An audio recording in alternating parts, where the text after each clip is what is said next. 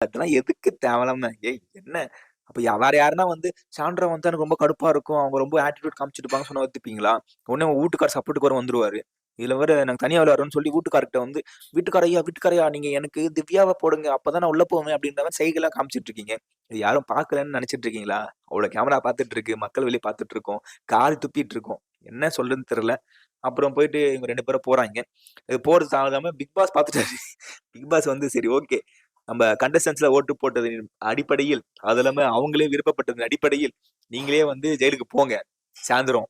எனக்கு எனக்காக நீங்க என்ன பண்றீங்கன்னா, காலைலருந்து ஈவினிங் வரைக்கும் வீட்ல இருக்க எல்லா வேலையும் நீங்க தான் பார்க்கணும்னு சொல்லி விட்டாரு. இத மேற்பார்வை வந்து விக்ரம் பாப்பாரா அப்படின்னு திவ்யா வந்து குஷ்ஷுன்னு பேச, "எப்படி திவ்யா ஸ்மார்ட்டா இருக்கீங்க."